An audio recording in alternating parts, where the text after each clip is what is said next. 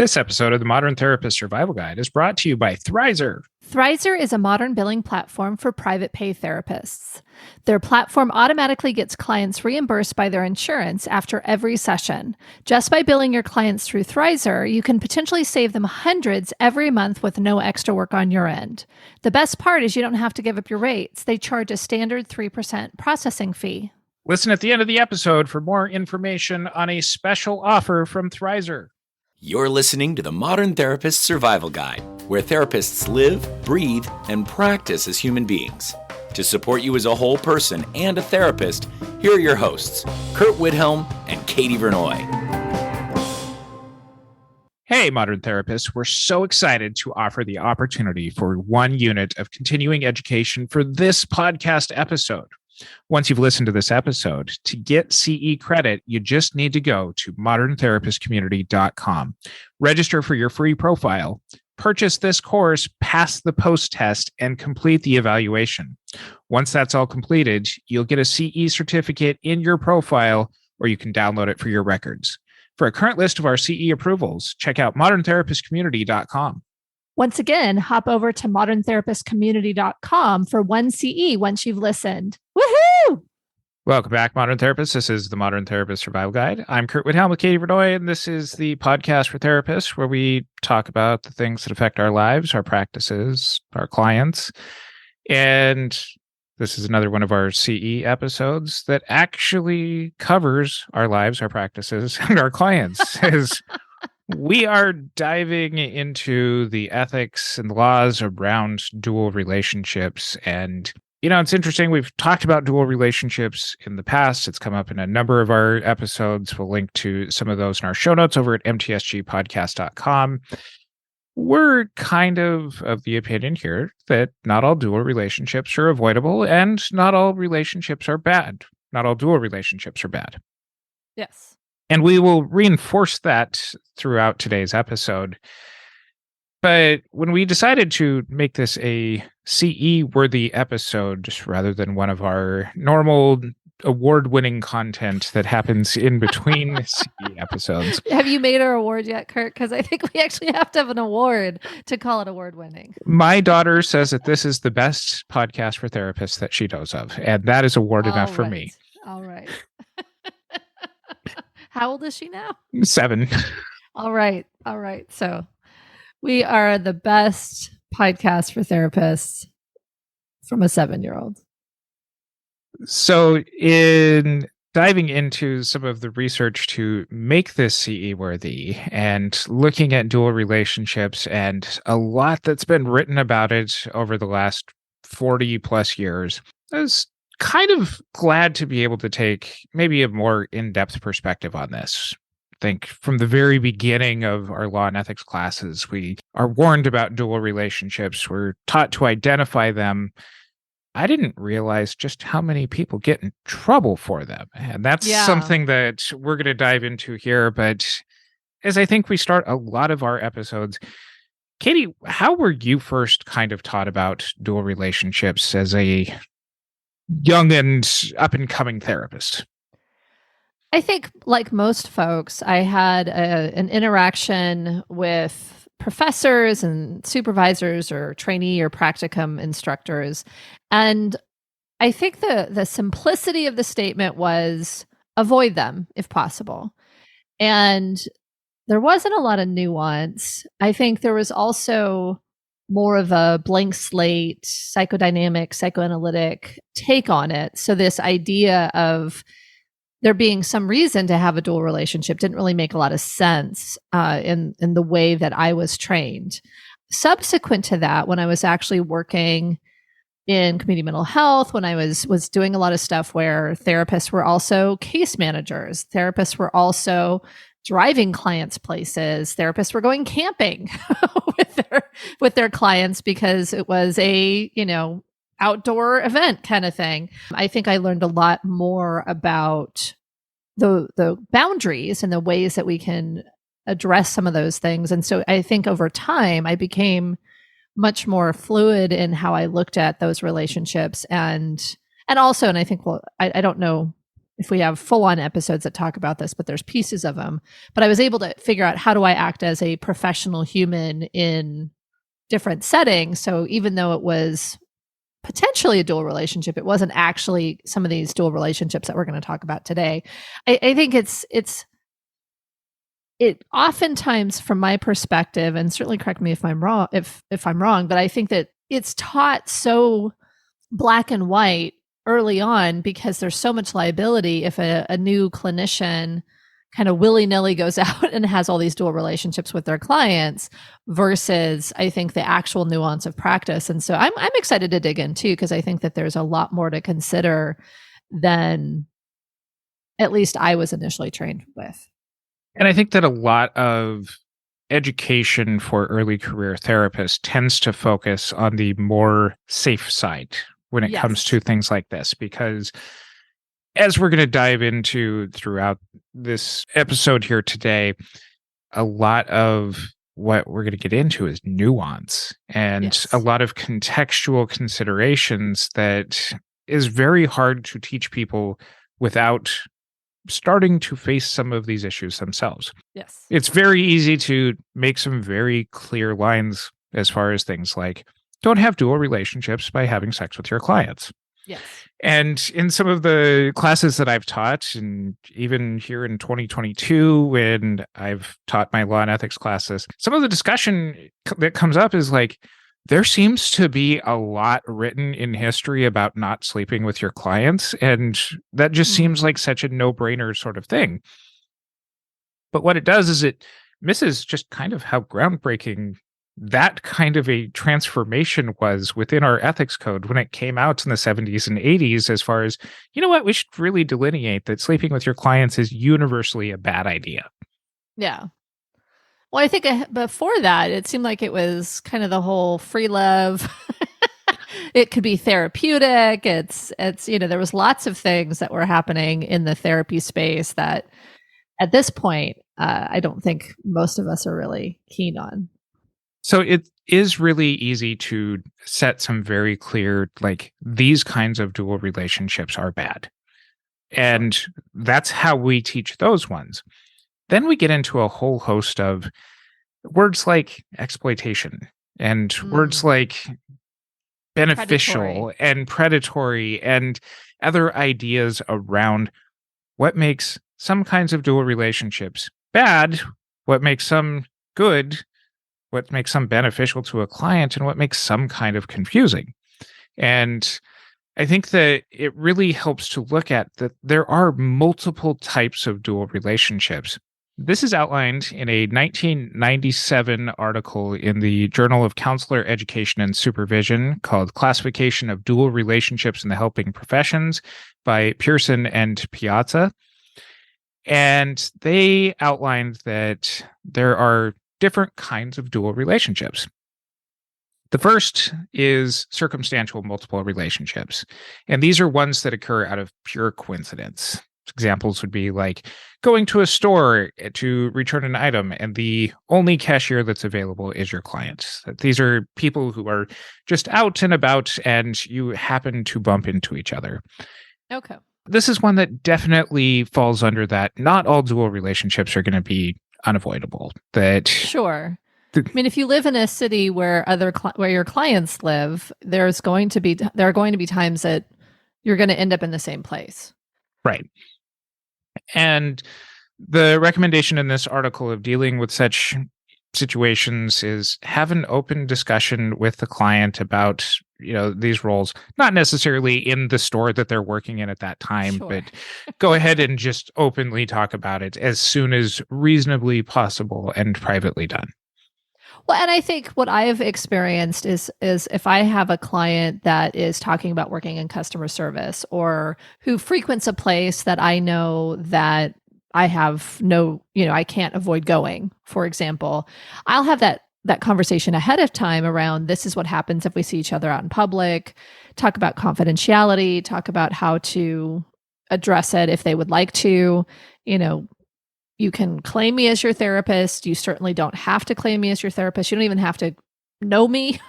I won't know you unless you recognize me and come over.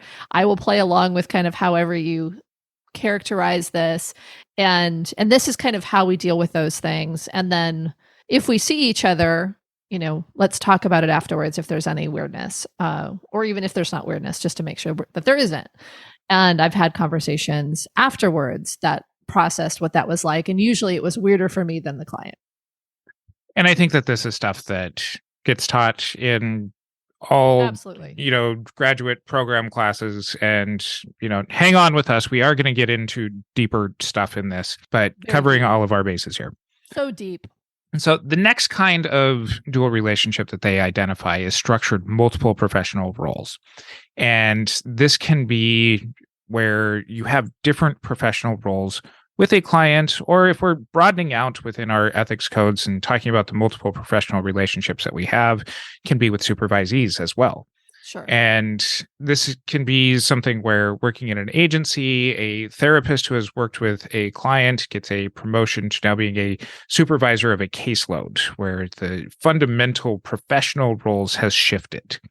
In supervisory relationships, this can be things like being the supervisor and the employer of a associate or a pre-licensed person, where there are separate and distinct roles that end up happening that are professionally outlined here.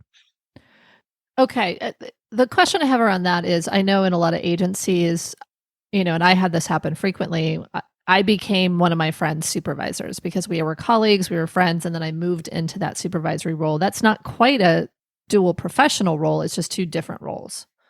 How's that defined in this? That's going to be a personal professional shift, and is somewhat related here. And with this comes a lot of potential benefits of being able to know somebody's more, therapeutic needs, in that first example of shifting from therapist to kind of a case manager or supervisor situation, of being able to speak more specifically to the needs of that particular client.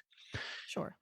It can also work in that way in kind of this, multiple professional roles within an agency sort of situation, for a supervisor to have had some of that more contact, more in-depth conversations with somebody in the past. But it does also bring with it a risk of now being put in a position, kind of what you're speaking to about now supervising your friend, of being put into an evaluative role of somebody, and potentially having to hold some boundaries against them being able to be promoted or be able to access certain kinds of trainings or other resources, that puts a rift or a conflict on that type of a relationship.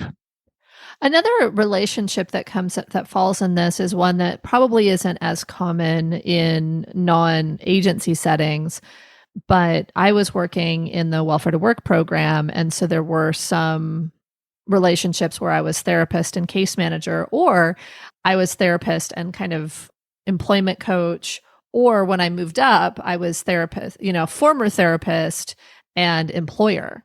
And that was something where there was a huge ethical decision-making process, which we'll talk about later, but there were pros and cons to that for different folks who I had worked with, who ended up in the employment of the agency. And then, there was other things, but like there's whole agencies that have these built-in dual relationships where they are wellness centers where the adults help manage the center and or work for the business within the mental health organization, and they get therapy and they get case management. And so it kind of is built into a treatment plan, but it is definitely a number of different relationships that are happening there. And I think oftentimes are very beneficial, but they have that same risk, is that you're the therapist, and then you're also interacting with their boss who's evaluating them and working in that setting. So I think it can get really complicated when we get into more innovative or holistic treatments,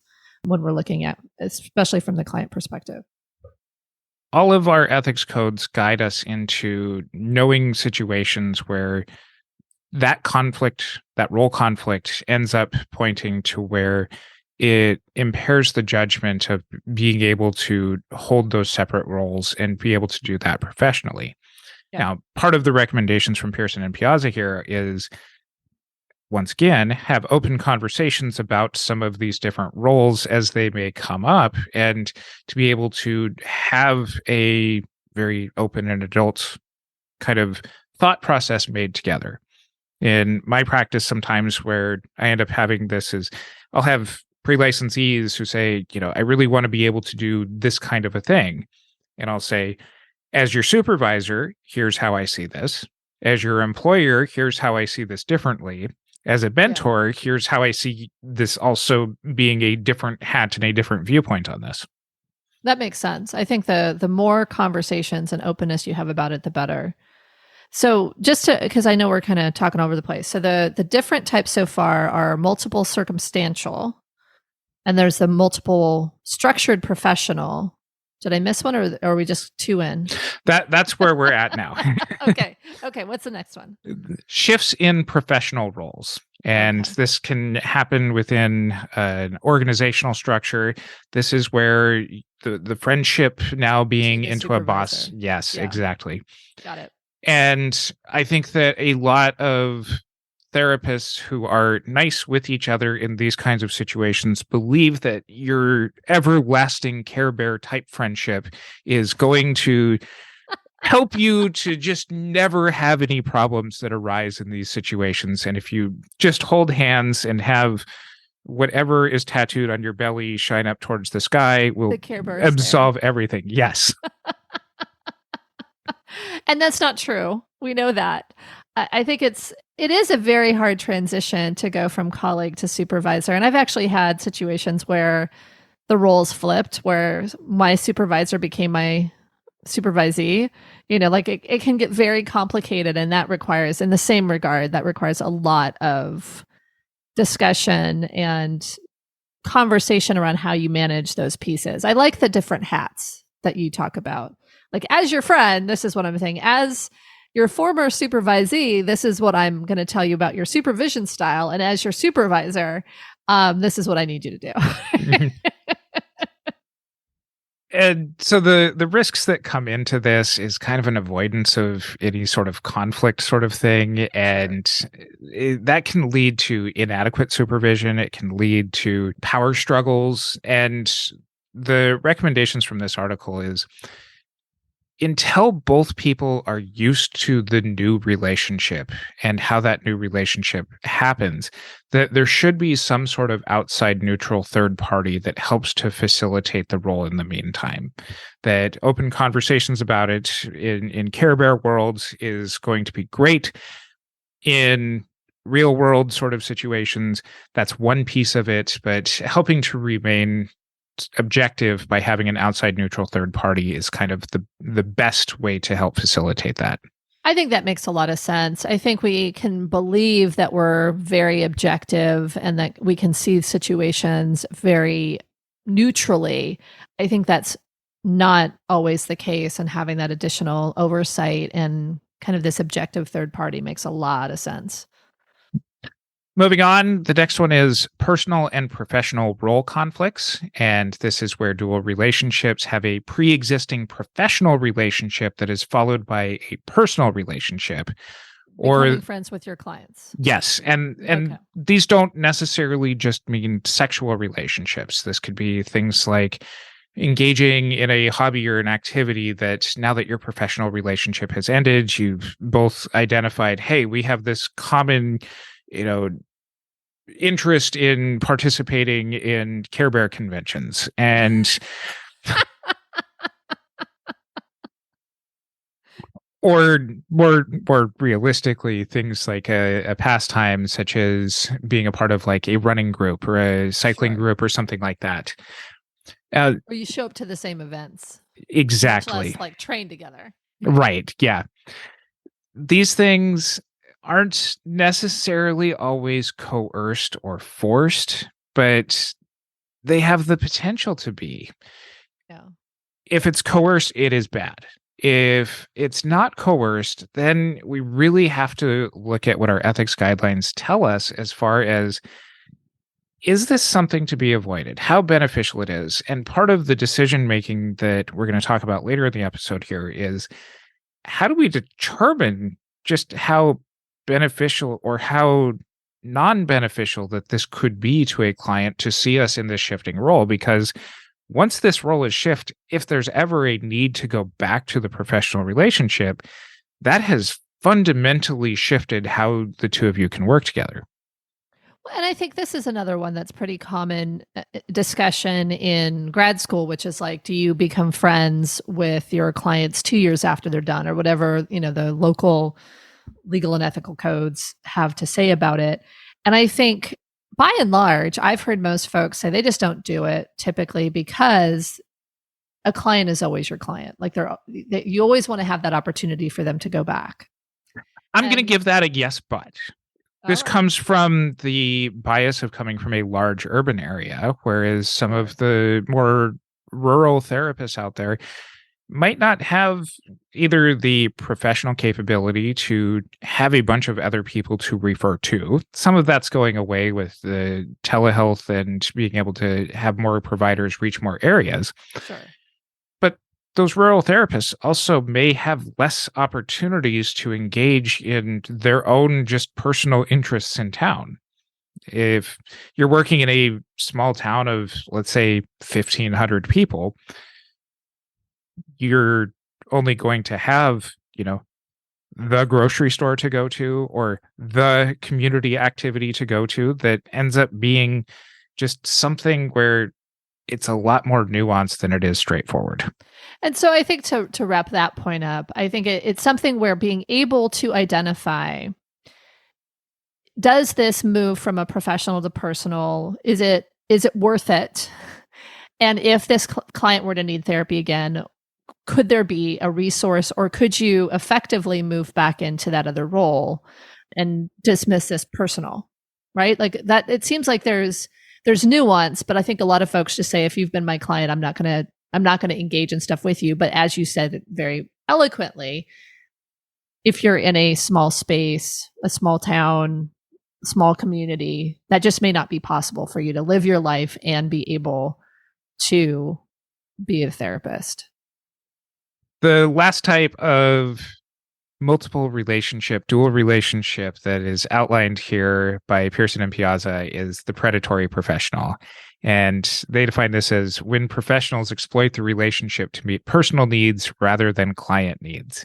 And this is going to include all of the bad things that therapists do when it comes to multiple relationships: sleeping with clients, going into business with clients, anything that is there for the professional to just kind of take advantage of their relationship with the client and do bad things with it. Does this include the kind of conflict of interest? Absolutely. So maybe you can describe a little bit what conflict of interest is related to therapists here.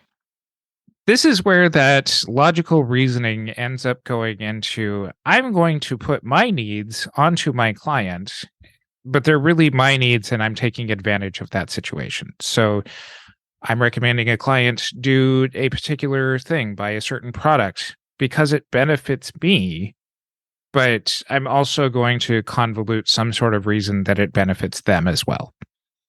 It could also be something along the lines of your therapy client is an executive in a company and you know what's going to happen and you purchase stock, right? Yes. That's kind of a dual relationship, but it's kind of just conflict of interest. Yes. Okay. So the advice on those ones is don't do those. Yeah, just don't do it. And it's interesting because when we were talking ahead of the episode, you were saying that these are the types of ones that typically there's sanctions for. And like about half are sex with their clients, right?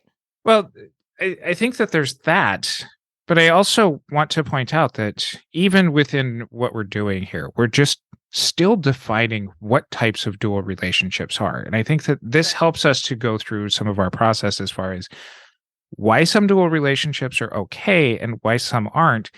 And where just kind of that very introductory level to dual relationships that a lot of therapists are taught that isn't sufficient as far as being able to say, okay, there are universal ones that you don't do. You don't go into. People still do them. People still do them. So that's what I was saying is like, yes, they're the universal don't do them. And yet people still do them.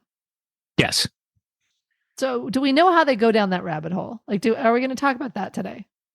I think we're going to talk about it when we get to some of the deeper thinking about entering into dual relationships that seems to be missing from these situations. All right. Okay, so let's just sum up again. We've got multiple situational, structured professional that goes to personal, Shifts in professional roles, personal and professional role conflicts, and then predatory professionals. Okay. Now, one of the things that I want to point out at this point in the episode is that I think that our ethics codes, since this article is 25 years old now, so our professional codes across at least all of the American major mental health professional organizations have been updated since then. And I think that our professional codes are moving more and more towards understanding the role of culture when it comes into how we evaluate whether we participate in a dual relationship or not. And I think that this is important to look at, that a lot of our ethics codes have been steeped in a lot of Western traditions and being able to, have the therapist in kind of a one-up power position. And I think that that's a consideration that we need to continue to hold. But as we adopt a wider view of the types of clients who are participating in mental health services, that we also have to look at the roles that the interplay of culture ends up having between the mental health provider and the communities that they're serving. And for example, participating in things like working with indigenous populations, where there may be some sort of community event that would better be received in having a mental health professional participate in ways that go along with the traditional ways of healing from that community. Whether it's a community accident that claims the lives of, let's say, some teenagers in the community, or whether it's even just participating in community days and community activities as somebody who's there and living and working amongst the people that they are serving as one-on-one professional client sort of situations. The participation within a cultural group or an affinity group, I think that makes a lot of sense. And I think there's potentially some guidance around showing up. When we were talking about this before hitting record, the element of this that I think is a little bit harder to parse through is interacting as a community member and not being at your most professional or best self, so to speak. You're deeply impacted by the loss in the community. You're having a great time at the community event and potentially are more boisterous than you might be in a therapy session.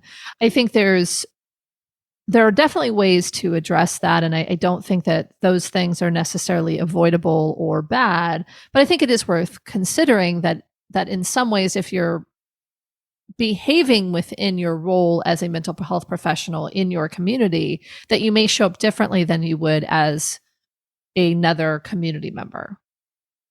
Like you may already be coming with that professional armor on, right? Right. And I think that that's an important part of how we look at entering into these kinds of relationships, because we may have that guard up. We may not be fully, just jumping into things. We may, come from an observational standpoint, but the participation in the activity may be something that for those clients that you are serving may see as, doing a better job of trying to understand some of the cultural aspects that, especially, I'm speaking very much from being a white outsider in this situation, that shows at least a attempt to understand and know some of the things at a deeper level within the community. I see this also something that would be relevant to being part of a smaller cultural minority group, where you might end up in the same places because the group and the affinity groups are small. And so I think there's that element of determining how you show up there and what the expectations are. Because if you show up as a therapist within a community that's not your role, that could also be problematic for you, for the clients. Like it becomes an interesting juxtaposition to try to determine, how do I show up within my group of folks when I know that some of these folks are my clients. I'm going to shift here to Curt and Katie. Why are you spending so much time talking about dual relationships? This is something we're all taught from the very beginning of our careers. You're jumping to how to participate in this well, but how frequent is this actually happening? Are people making these bad decisions? Yeah, we read stories about therapists who are sleeping with clients, but do people actually get in trouble having dual relationships with clients? Okay, maybe I know some of these stories about, oh, there's that therapist who started a business with a client, but how often do you think that therapists actually get in trouble for this? I think it's hard to know, like, compared to the times it happens, how many people get in trouble. But I think the message I got from early supervisors is like, don't sleep with your clients, don't give them drugs, and otherwise you're fine. And I think that was clearly, obviously more a performance from one of my supervisors. But I think it's that element of, you assume that most of these things are sleeping with your client, and that would be the only time you would really get in trouble. Or these super predatory things where, I think there was, a couple of different ones that I've seen where people either went into business with their clients, or they like lived with their client, or had their client watch their dog. I mean, like, there's like interesting things where there are some lines that seem pretty obvious have been crossed. But I think there's folks that become their client's coach, or they want to sell them a course, or like, I think that there are a lot of things that more and more often that I think we're exploring in the world, like, how do we actually manage this? But I don't know how often people actually get in trouble for it. So you seem to have some research to share. So what are you understanding? So this is from a 2015 article in Journal of Human Behavior and the Social Environment by Boland Prom Johnson and Shankar Gunaganti, titled Sanctioning Patterns of Social Work Licensing Boards 2000 to 2009. And what they did is they looked at social workers in the United States over the course of this 10-year period, looking at what kinds of complaints were filed about them. And they did a good job of breaking out complaints that fall under the categories of dual relationships. As you mentioned earlier in the episode, roughly half of these, seemingly, you're misremembering, would fall under that sexual category. It's really more of 1/3 of the complaints, according to this article, fall under dual relationships that include sexual contact. But nearly 2/3 of them fall under non-sexual or not described or conflict of interest categories. Well, the not described could be sexual. Like, that's where we get kind of And so, confused in there. So it's a little bit, it's helpful, but also a little murky. yeah.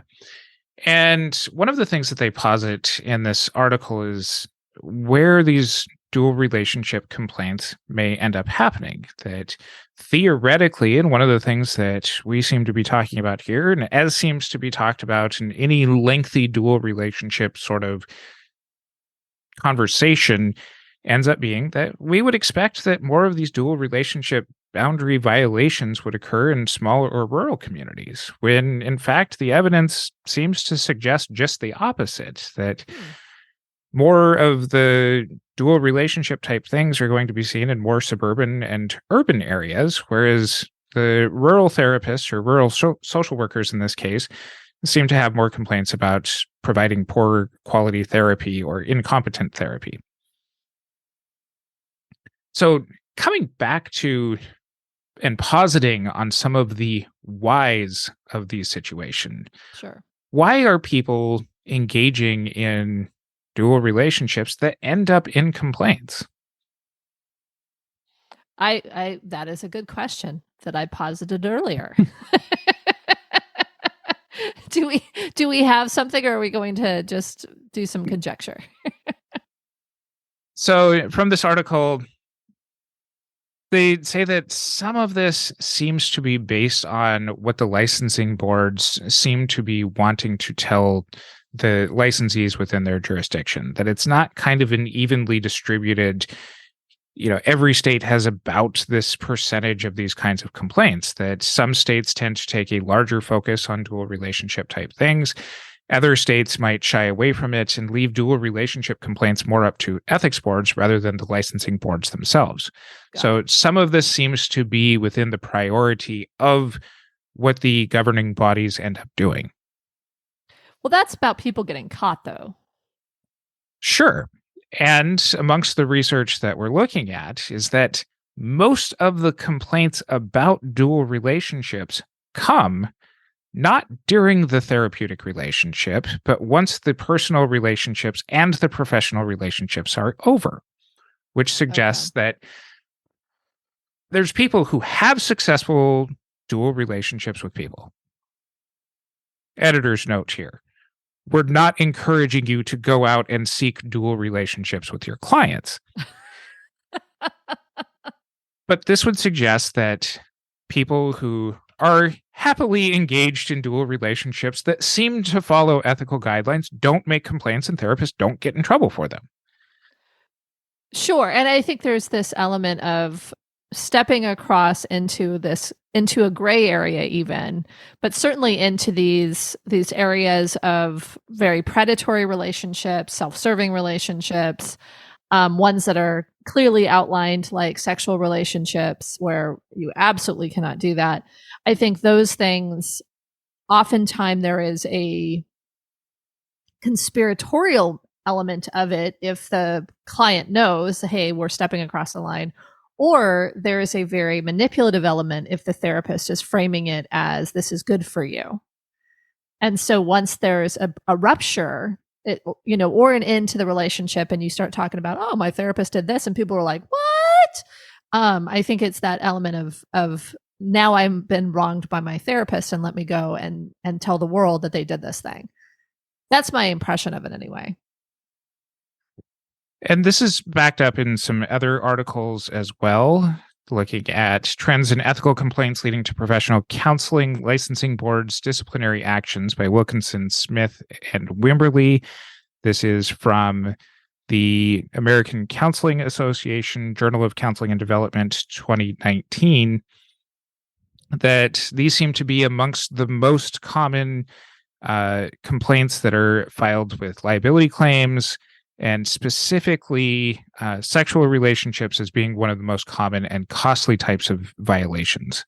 In these trends, and trying to parse out, the what is happening and the frequency of what is happening, we're trying to get to this understanding of where, with all of this focus early on in education, things seem to fall apart as far as this, because as professionals, we are being upheld to the public as having a large amount of trustworthiness. That's part of what our license stands for.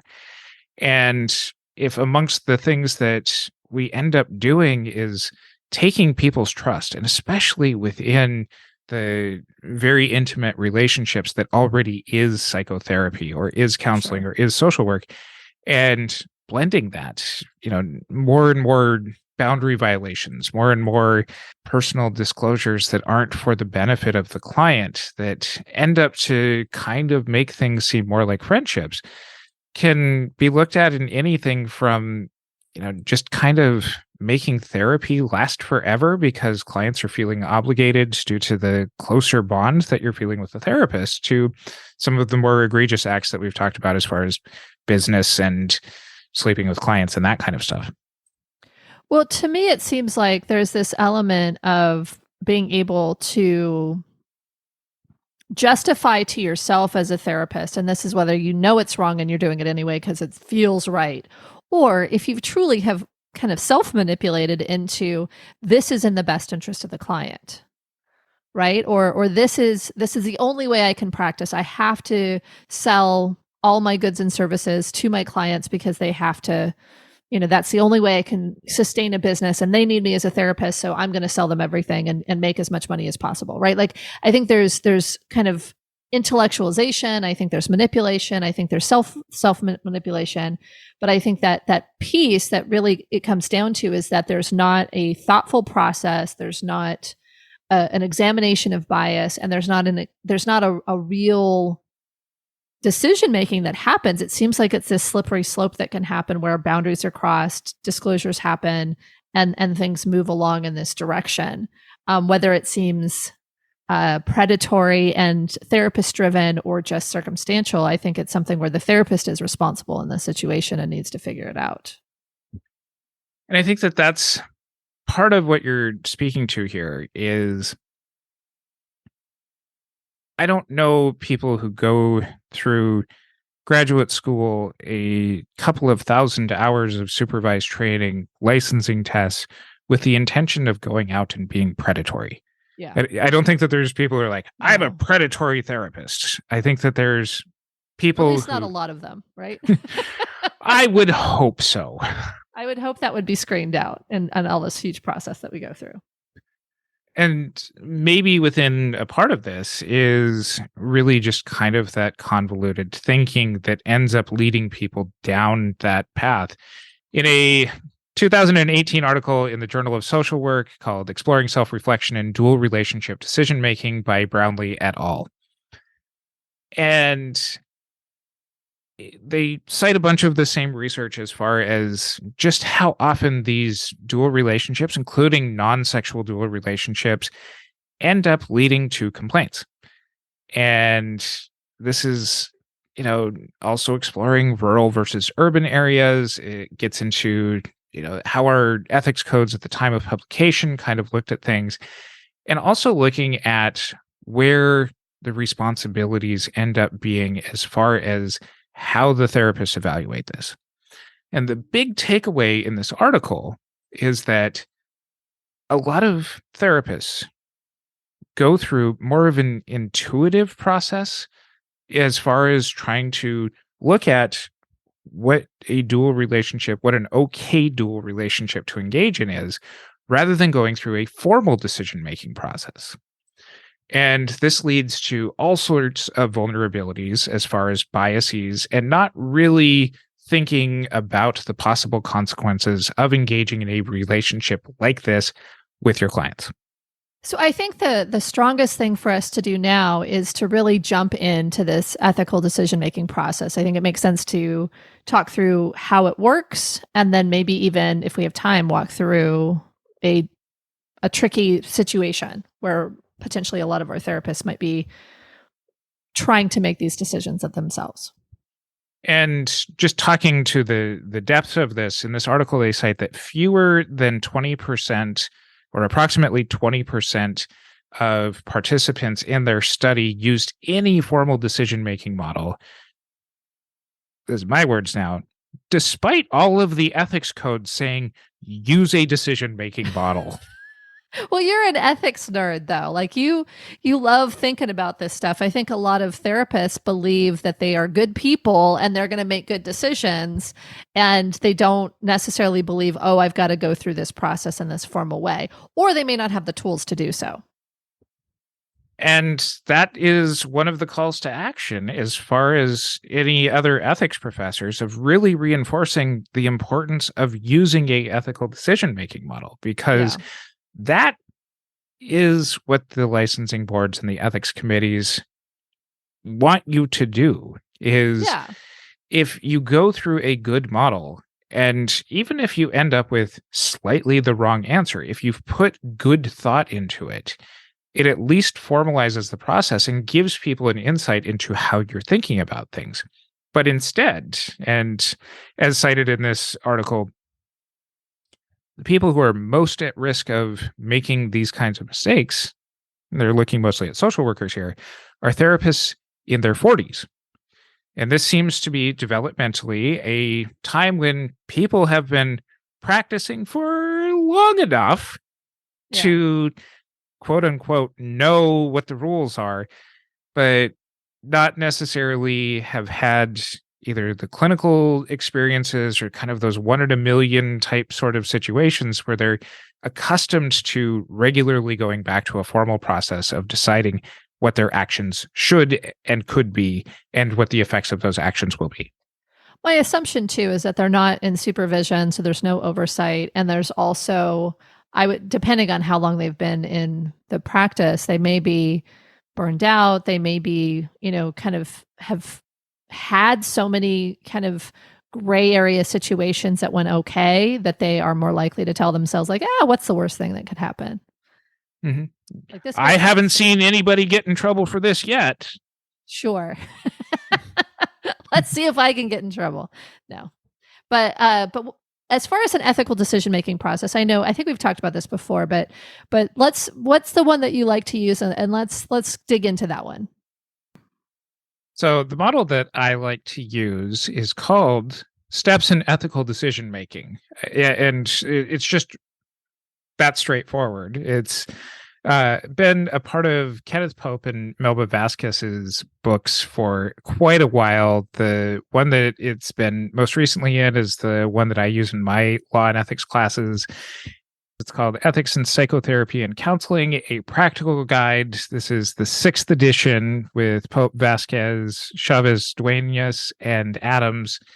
And it's got a lot of depth to it that helps to answer a lot of the questions that, like in the Brownlee article, people are just saying, I go by intuition, but this actually helps to get into the depths of a lot of decision making when it comes to ethics. So that way we can tease these things out and at least put thoughts down as far as how we're deciding that we get to whether or not we should participate in things like dual relationships.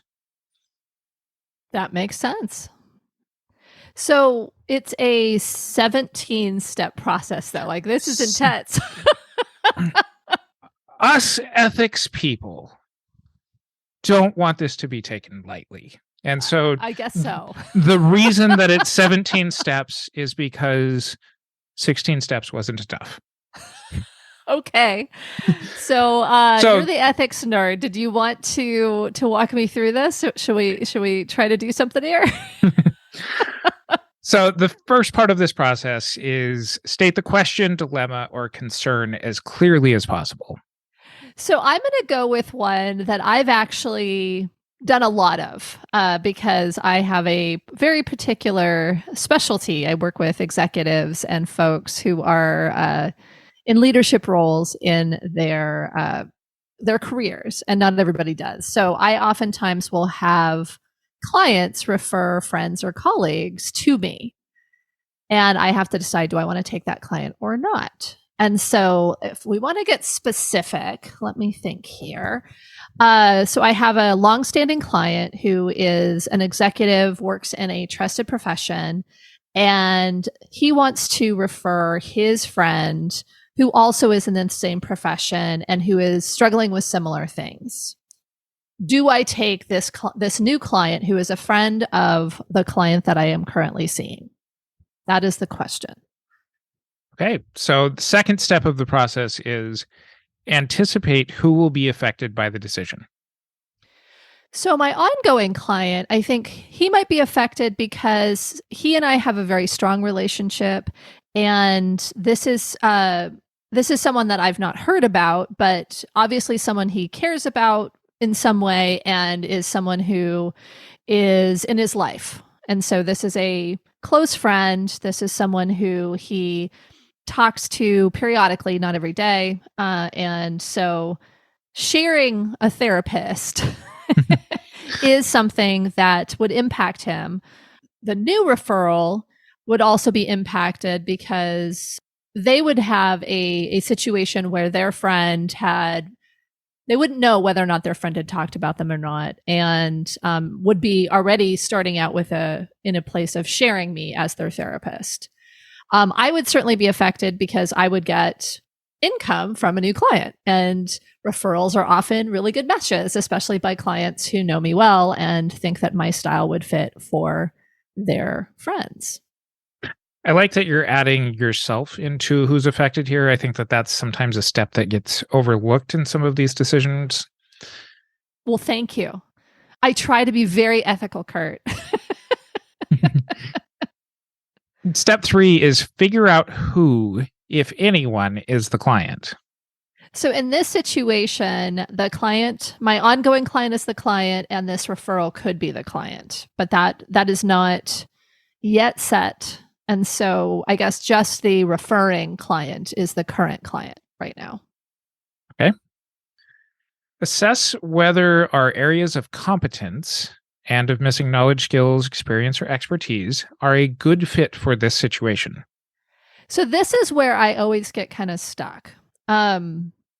Here is the ongoing client, absolute ideal match. He's an executive. He's in a very trusted profession. He's someone who I really have exactly the right skill sets. Oftentimes when folks come to me and they're in executive positions and they want another therapist, I have trouble finding people who have actually been executives before who have that skill set. And so the fact that he's referring his colleague who is in a similar situation is something where I don't know that I have a referral and I have specific expertise for this client. And so there's the clinical expertise where I think I am the closest match, at least given the description from the referring client and from the prospective client. But then there's also navigating the dual relationships that would be kind of inherent in both of these relationships and making sure that I had the skill set to maintain confidentiality, know who told me what, make sure that I'm not making it overly awkward or overly familiar with having two people who know each other. And so I think in that situation, I've definitely done that. I've had clients who were in group with me and individually with me, and I've been able to maintain confidentiality and kind of track where things belong. So I think I do have it, but I think it's something where I don't know the new client. So I don't know what that new client would need to be able to make sure they're going to be cool with me also being their friend's therapist. Now, I see some people at this point in situations like you're describing where it's like, well, if their friend referred and they're calling, then they have to be okay with it, right? I think that my experience is that when I actually have the conversation with clients about them referring their friend, they haven't thought about the implications of it. They just like, oh, I have a great therapist. You should see her. And when I talk with them and I say, okay, well, I really appreciate your referral. Let's talk about this. And I actually talk to the referring client and explain what it means. I've had some clients then change their mind. They'll be like, oh no, I would rather keep you to myself, or, oh, I hadn't thought about the confidentiality elements of it, or whatever it is. And then there's some clients that actually come back and say, yes, I am totally cool with it. I get it. I am in a highly trusted profession. I also have to, keep confidentiality, privilege, whatever. And so I get it. I think this is fine. I think I can manage this with my friend or colleague. So, but some folks have no idea, and they just think, oh, it's like referring my doctor, or, oh, it's like referring my financial planner. And they don't think about, oh yeah, it's a different conversation you're having with your therapist. It's a different relationship you have with your therapist. You may not want to share that person, just depending on the relationship you have with the person you're referring. Step 5 is review relevant formal ethical standards. Okay, so obviously there's the dual relationship one. Are there other ethical standards that I'm not thinking about? You being a marriage and family therapist in California, the Yes. ethics code that we're going to jump to is the one that matches you, and that is the California Association of Marriage and Family Therapists, which Section 4 is all about dual relationships. Okay. Now, some of these don't apply in what you're describing so far. And Okay. mostly what I'm referring to is the ones about sexual contact and that kind of Yes. stuff. Yeah, no sexual contact involved or even considered. So the one that I'm going to jump to and highlight first from the CAMF code is 4.2 assessment regarding dual multiple relationships. And it says prior to engaging in dual multiple relationships, marriage and family therapists take appropriate professional precautions, which may include but are not limited to the following: obtaining the informed consent of the client patient, consultation or supervision, documentation of relevant factors, appraisal of the benefits and risks involved in the context of the specific situation, determination of the feasibility of alternatives, and the setting of clear and appropriate therapeutic boundaries to avoid exploitation or harm. Now, if that sounds remarkably like what we are doing right now, it does. It does, Curt. In fact, it does. That is what we're doing. You are highlighting even just the living, breathing aspects of an ethics code right here. Yeah. Now, some of the other ones that we would consider is things like 4.3, which is called unethical dual multiple relationships. Okay. Acts that can result in unethical dual relationships include, but are not limited to, borrowing money from a client, hiring a client, or engaging in a business venture with a client, or engaging in a close personal relationship with a client. Such acts with the client's spouse, partner, or immediate family member are likely to be considered unethical dual relationships. Okay. Although it doesn't say friend, doesn't say colleague here, part of what you are weighing out so far could be maybe a little bit of an extension of this. Like if these were... It says personal relationship, right? It doesn't say that you wouldn't have a professional relationship with the family members, right? You know, we take these ethics and we sit them out in a decanter, let them breathe for a little bit. And, and what happens when we decant this? When the air is added, what else do we learn?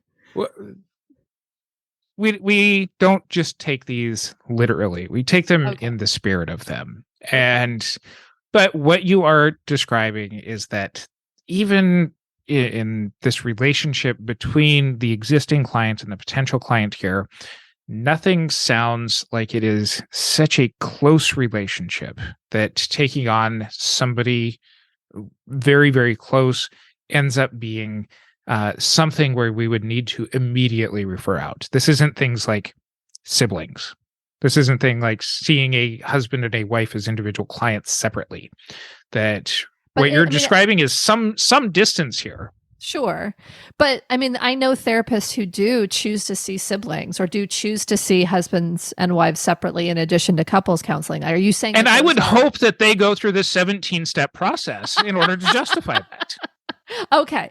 But it's not inherently unethical to see someone who's close to another person. Like if this client was referring their best friend, would I automatically need to refer them out if I am the strongest match and there's been this process, or is it something where I can go through this process and determine based on the unique case? Because I'm hearing you say that I wouldn't, like if I were to become friends with a client's best friend, okay, that's not cool.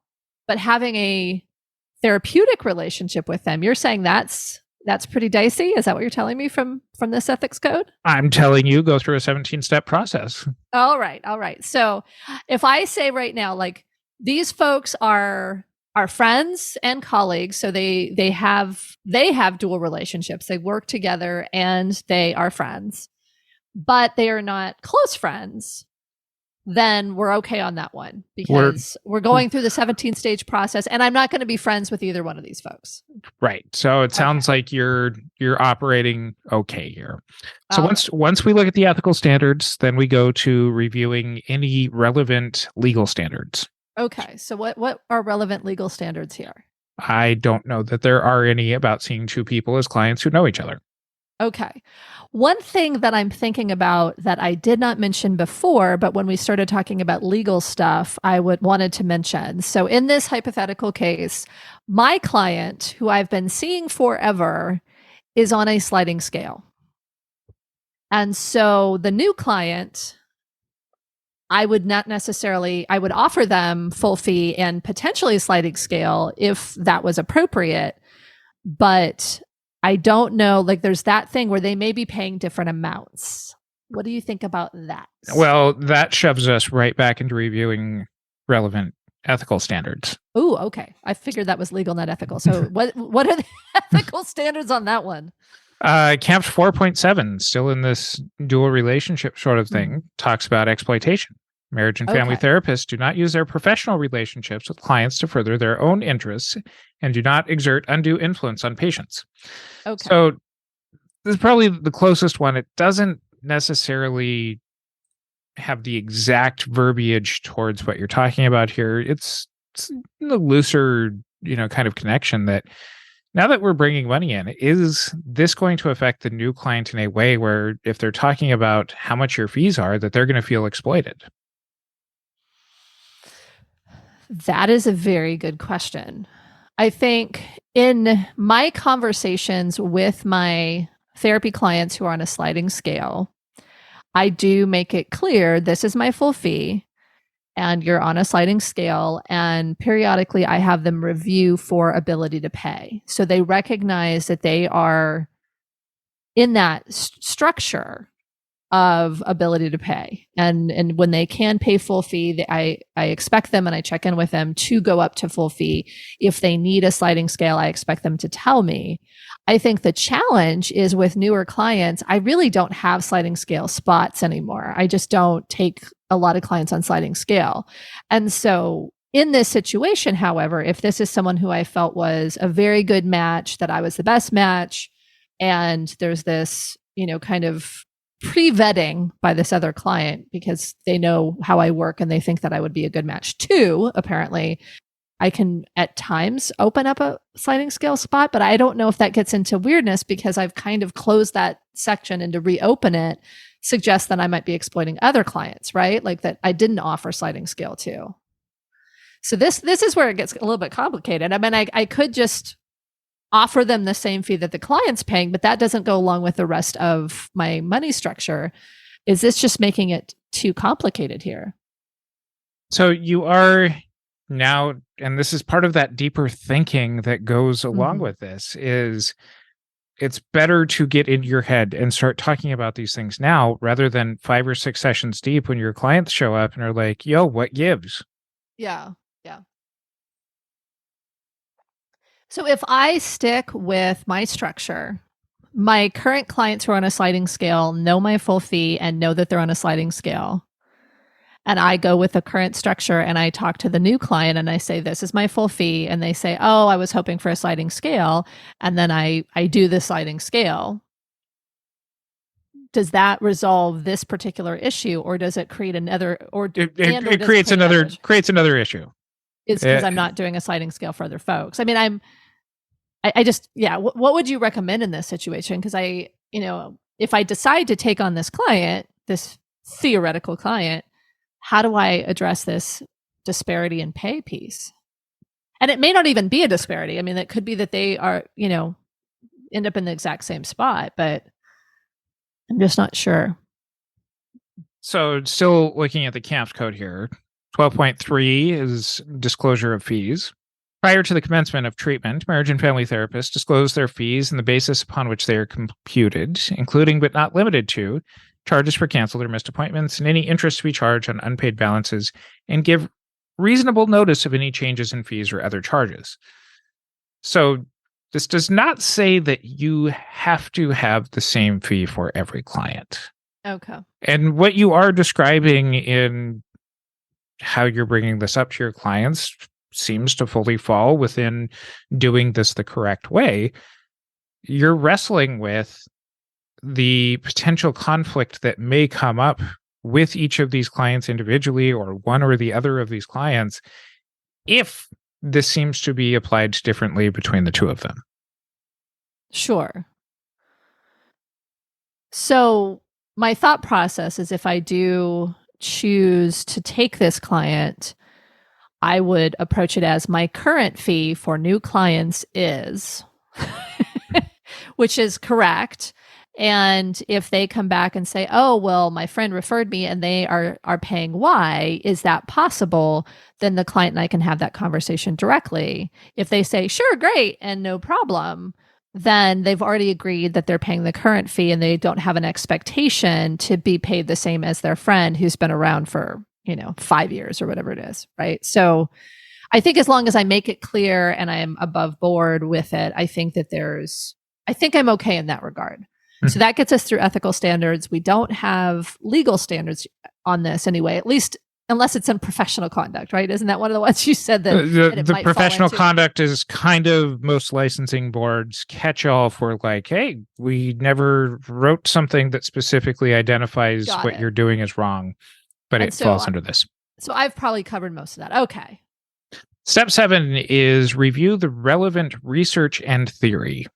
Okay. So if I'm thinking about this, it would be, I mean, it's just about having additional folks in treatment. Like it's not really, shouldn't clinically impact either client if I'm doing my job right. Right? So I don't know what research I would be looking at here. What do you think? Well, part of this is we go to Dr. Google Okay. and as just even a starting point, you can also go into, if you're looking for more specific research, any of the wonderful search places, even Google Scholars, a more Sure. academic related place. As I'm kind of looking at some of this stuff, you may be in a jurisdiction where charging different clients for the same kinds of services may end up being something that would fall under price gouging laws. You would need to look at your jurisdictional laws for that. Okay. If you are in network with insurance, there may be language in your insurance contracts that look at something like that. But charging different fees to different clients seems to be a absence in a lot of counseling and therapy literature, because a lot of the research that is done just pretends that therapy is free. And well, and it's I mean, I think charging people different amounts is a pretty standard practice because a lot of us use sliding scales. I mean, we have to have a rationale for it, but I think, I mean, if we've resolved the price issue, I mean, I'm thinking clinically and whether or not I see a client's friend and colleague, I don't think there's research on that, is there? very little. Okay. So if we move past that one, just for the essence of time, because we're Sure. getting close to the end of the hour here. Number 8, consider whether personal feelings, biases, or self-interest might affect our ethical judgment. So here's another one that I feel like is super important because I can see how my self-importance and the belief I have that I am the right person for this client, especially in a place like California, if I'm going to be doing it virtually. In a place like California, I'm sure there's a lot of therapists that potentially could serve this client. I certainly would love to have a new client. I'd love to have a client that a current client who I'm really well matched with has chosen, because it obviously is probably a good match. And so I think I'm probably going to lean towards, well, if this person thinks I'm the right person, let me, and I have the skill sets and I don't have a lot of good referrals, I should take this case and it would be some money. And so I think for me, I think the biggest thing I want to make sure that I'm doing is actually determining that I am the right person and that I have talked through the potential dual relationships, or I guess the actual dual relationships with both the referring and the referred and the prospective client. And from Hope's website, part of the more in-depth part of this step is being relentlessly honest with ourselves. And as you're pointing out here, it's, yeah, you do stand to make money. You know, as an ethics committee member, if I was looking at your thought process on this, I would say, you know what, at least you're being really honest about this is something that could pull you into making this decision. And it's the rest of the factors that we're going to look at that really help to make this a more valid critique. Sure. Yeah. And I think, as far as assessing, my skills and my bias toward me being the right person, I think it's worth looking to see if there's additional referrals that I can find, but I've looked, and this particular thing that I do, it feels like it's different. And the folks who are talking about the things that they say are aligned are just not. So I can continue to look, but until that time, if both the referring and the prospective client feel like they can navigate this with me and I do my job correctly, I think it should be okay. The next step is to consider whether social, cultural, religious, or similar factors affect the situation and search for the best response. So there's a couple of different social / cultural factors or similar factors that I see here. One is age. Both of these folks are early 30s. And so with that, I think that there is a less of a stigma and less of a concern about mental health treatment. And so they're more likely to claim their therapist than, folks in my age bracket up in the 40s or 50s. And so there's not that the bias against therapy and claiming your therapist seems to be more in my generation. And so my clients that are younger than me tend to be more open to this, and it seems to be an okay thing. They also think it's weird that there's a separation here, like that I would have a big concern about someone referring their friend to me. I think there's also this other element of this trusted profession and the profession that they're both in, where finding someone who they feel really gets it is really important, and the level of confidentiality and privacy that goes around it as far as the content and having someone understanding that is much more important versus I've got 20-year-olds who are referring their friends to me, and oftentimes there's not that special interest involved, or that special kind of professional culture, I guess, involved that requires a slightly different type of therapist. As far as kind of socioeconomic, both are kind of in similar arenas. And so I think that, as far as the money thing, I think it's probably going to be fairly close as far as what they end up paying and how they view therapy and how they align with therapy, as are able to access therapy. I am culturally different than both of them, and they're different culturally from each other. And so I think there's a mixture of factors that play in there. One is more of a collectivist culture and doesn't understand why I would worry about anybody else being involved. Another one is kind of more of the expert therapist culture. And so there would be slightly different ways I might interact with them. But I don't see anything that would prohibit me seeing both of them within their factors. Does that make sense? Yes. Okay. Step 10. Have you considered consultation? I did an hour. Step 11 is develop alternative courses of action. What are some possible ways of responding to this situation that you can imagine? And this will naturally lead into step 12, which is thinking through the alternative courses of action and what they may end up in. So, assuming that my clients are both up for it, or the prospective and the referring client are both up for it, an alternate course is me just saying, no, I think it makes sense to refer out and providing, referrals to other therapists who could potentially serve the prospective client well. As I mentioned, the problem is the specific level of expertise with executives, with folks in these kind of trusted professions where there's an additional understanding that's been hard for me to find folks. But it's not impossible. I could do a little bit more research. It's probably important for me to try to do that, especially as I continue to have these types of referrals come my way.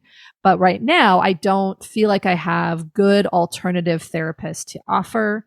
Maybe one. And so I could look to see if that person has availability and potentially offer that. It would just be, kind of more, is this person a match or not?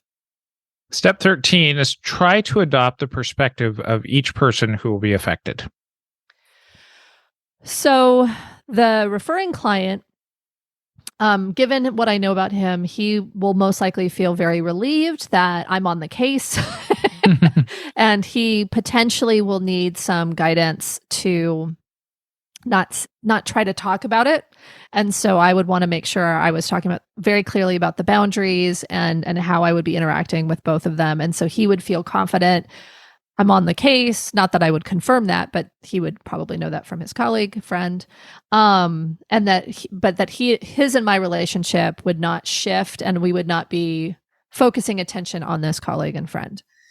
For the prospective client, I think I would need to make sure that they're not coming in assuming my knowledge around the person who referred them. And so then they would need kind of that interaction around refocusing and making sure that I keep them on their own very focused treatment trajectory versus having conversations like, well, so-and-so, he and I were talking the other day and he thinks this, right? Like if, kind of shift that so it becomes very much the relationship between the two of us. And then for myself, I think I'm clearly affected because I'm making money. I'm also, getting actual physical evidence here that at least one client really thinks I'm doing a good job because they're referring me. So I think that feels good. And it also has that other piece of I will be making money. And so I think I need to just pay attention to the other elements to be able to stay very true to what's happening there. Step 14, decide what to do, review, or reconsider it, and take action. So I think in our conversation, I think if the first step is to talk to both the referring and the prospective client to make sure they are cool with it, they've thought all the way through it. And then assuming that's the case, then I think I can take this client and as I was talking about, make sure that I'm keeping both clients focused on their own treatment and not the relationship between the two of them as it relates to me as a therapist. Step 15 is document the process and assess the results. So that means documenting our conversation and the previous 14 steps. Yes. Right? And lucky for you, we have this wonderful software that transcribes our episodes. So you can just download that. That sounds great. I really, that's a reason to do Zoom with Otter. So step 16 and 17 is maybe a little bit further down the line than where you're at right now. So this is assuming personal responsibility for the consequences and consider the implications for preparation, planning, and prevention. And so this is kind of taking what you've described, seeing how it plays out, and then being able to go back and say, oh, this worked out in this way, or things that I hadn't considered should inform my future policies for these kinds of situations. Sure. And clearly delineating those in case those things ever come up again. Yeah, and that makes a lot of sense. And I know in other situations where I chose to either not take a client or take a client based on a relationship to my current client, some have worked out well, some have worked out not so well. And so I think some of the conversation we had is based on learning from those previous experiences. And so I think actually documenting it makes really good sense. So is this a process that you've largely just intuited before? I think so. Part of it is I consult with you when it really is dicey. And so I think you're walking me through this process anyway. Yes. Practice makes better. Yes. But I think even in, some of the supervision I've done and some of the things where I've either been the consultant or the consultee, I think this is a pretty intuitive process. I think some of it, like some of the things are like, well, step 14 and 15 are pretty much the same thing, right? Or whatever it is, or 15 and 16, 17, like they run together. And so 17 steps is just to make it really, really clear. But it does feel like a pretty intuitive process. I like the reminders around, kind of both the ethical and legal standards as well as the research, because I think some folks in other situations, there may be clinical implications that you really have to say, like, is this truly best practice at this point? Sure.